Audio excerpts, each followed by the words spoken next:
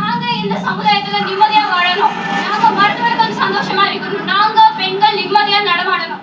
கொல்கத்தாவில் பெண் பயிற்சி மருத்துவர் ஒருவர் பாலியல் வன்கொடுமைக்கு ஆளாக்கப்பட்டு கொலை செய்யப்பட்டதை அடுத்து மருத்துவர்கள் 24 மணி நேர பணி புறக்கணிப்பு. அஸ்ஸலாமு அலைக்கும். எல்லாரும் பேட பின்னுக்க போன வாய்ஸை கேட்டிப்பீங்க. நான் டிவியில் பார்த்து கொண்டு இருந்தேன் நியூஸ் உண்டு. கல்கத்தாவில் ஒரு லேடி உண்டை ரேப் பண்ணி கொண்டிருக்கிறான். ஏண்டா நாய்வலே, நீங்களும் ஒரு பொம்பளையோட பௌத்தில் தானே பிறந்தீங்க. பொம்பளையோட மார்பகத்தை அப்படி கடித்து வச்சு இது பண்ணியெல்லாம் செஞ்சு வச்சுக்கிறீங்களே. நீங்கள் அந்த இடத்துல நீங்கள் பாலெல்லாம் குடிச்சு தான் நீங்கள் வளர்ந்தீங்க.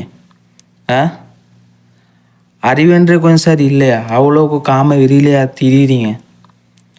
அது மட்டும் இல்லை, என்னென்னமோ செஞ்சு வச்சுக்கிறீங்களே. பேசுகிறதுக்கும் ஒரு மாதிரி ஆகி. இது இந்தியா கல்கத்தா அந்த மாதிரியெல்லாம் இல்லை. இது பார்க்குறேன்டா இன்டர்நேஷ்னல் லெவலில் பார்க்கணும். ஏன்னா இந்த மாதிரி காம பிசாசுல் முழு உலகத்துலேயுமே இழிக்கிறானுவல். விளைஞ்சா முழு உலகத்துலேயுமே இழிக்கிறானுவல் இந்த மாதிரி காம பிசாசி நாய்வல். ஏண்டா எனக்கும் ஒரு பொம்பளை பிள்ளை இருக்குது. நாலு பின்னைக்கு அது வளர்ந்து பஸ்லையோ இல்லாட்டி எங்கே சார் படிக்கிறதுக்கோ எப்படி அனுப்புறே? இந்த மாதிரி நாய் பரத்தனமான வேலைகளை செஞ்சு கொண்டிருந்தா ஒரு பொம்பளை பிள்ளைகளுக்கும் சொல்லி கொடுத்து வளர்க்கணும். நல்லது எது கெட்டது எதுன்னு சொல்லி அதை மட்டும் சொல்லி கொடுத்து வளர்த்து போதா? யார் சரி மேல்லையோ பஸ்ஸில் போக்கல அங்கே தொட்டா இங்கே தொட்டானோ சும்மா கூடாது. கையை விரித்து பல்லாரணுன்னு கொடுக்கணும். அப்போ தான் திருந்துவானும். 4 பேர்ட்டு 3 வச்சு அசிங்கப்படுத்தணும். நீங்கள் எலோவ் பண்ணிட்டு பொம்பளை பிள்ளை நீங்கள் எலோவ் பண்ணிட்டு நாலு பின்னைக்கு என்ன சரி உண்டு ஆவினத்துக்கு போகிறோம். யாருக்கு நஷ்டம்? உங்களோட உம்மா அப்பாவுக்கு தான். உங்களோட உம்மா அப்பாவுக்கு தான். ஏன் நான் இதை பேசுகிறேன்னு சொன்னால் எனக்கும் பொம்பளை பிள்ளை ஒன்று இருக்குது. நாலு பின்னைக்கு அதுவும் வளர்ந்து படிக்கிறதுக்குன்னு சொல்லி எங்கள் சரி போனால் ஏண்ட பிள்ளைக்கு ஒரு இப்படி ஒரு நிலைமை நடந்துச்சுண்டா பெத்த மனசு எப்படி ஈக்கும்? இந்த மாதிரி ஆட்களெல்லாம் நடு ரோட்டில் கல்சனை கழட்டி அடித்து கொள்ளணும் படுற மூதேவிகளை. ஏன்னா இந்த நியூஸ் நடந்து மிச்ச நாள் ஆகுது. எனக்கு பேசணும் கொண்டு இருந்தேன். அது எப்படி பேசுகிற என்ன இதுன்னு சொல்லி எனக்கு அவ்வளோ ஒரு இது கவலை, அவ்வளோ ஒரு ஆத்திரம். பொம்பளை பிள்ளைகள்டா படுக்கிறதுக்கு மட்டும் நினைக்க வேணாம். படுக்கிறதுக்கு மட்டும் இல்லை பொம்பளை பிள்ளைகள். உன்னோட உடுப்பு கழிதாரத்துக்கு மட்டும் இல்லை பொம்பளை பிள்ளைகள். கஷ்டப்பட்டு 10 மாதம் ஒரு புள்ளைய சுமக்கிறதும் ஒரு பொம்பளை புள்ள தான். உன்னைய சுமந்ததும் ஒரு பொம்பளை புள்ள தான். பெத்தெடுத்ததும் பொம்பளை புள்ள தான். ஒரு கல்ல உனக்கு 10 நிமிஷம் சுமந்து கொண்டு கேளுமா? ஆனால் 10 மாதம்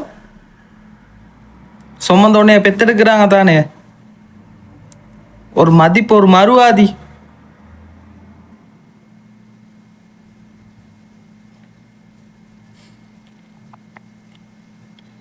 இந்தியாவில் அடிக்கடி நடக்குது. இதெல்லாம் நடக்குது. இதில் வேற எத்தனையோ வகையான இது என்னது போதைப் பொருள்கள். இந்த ஐசோல குடிச்சா பொண்டாட்டி எது உம்மா எது தங்கச்சி எது யாருன்னு விளங்காதான்.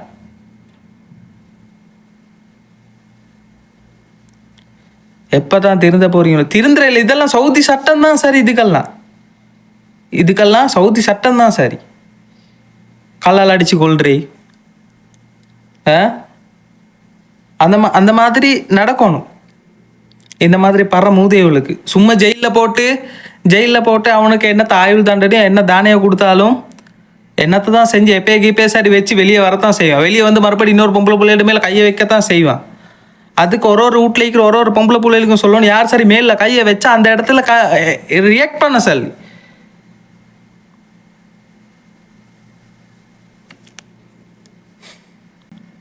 அல்லாஹ்க்காக வேண்டி கேட்டுக்கொள்கிறேம்மா. நீங்களும் நல்லா மாற்றி நல்லா படிக்கிறீங்க. நான் இல்லைன்னு சொல்ல, நல்லா படிங்க, நல்ல வேலைக்கு போங்க, எல்லாம் செய்யுங்க. ஆனால் தைரியத்தை வர வச்சுக்குவோம். மேலே யார் சரி கையை வச்சாங்களா அந்த இடத்துல ரியாக்ட் பண்ணுங்க. ஹேண்ட்பேக்கில் என்னென்னமோ ஸ்ப்ரேலாம் ஆகித்தானேம்மா கண்ணுக்கு அடிக்கிறதுக்கு அதுக்கு இதுக்குன்னு சொல்லி அதுல என்ன சரி ஒன்று வச்சுக்கோங்க. உங்களை பாதுகாக்கிறதுக்கு இன்னொருத்தர் யாரும் வர தேவையில்ல. உங்களை பாதுகாத்துக்குள்ள உங்களுக்கு தெரியணும் ஒன்றாவது. அதை பழகிக்கோங்கம்மா.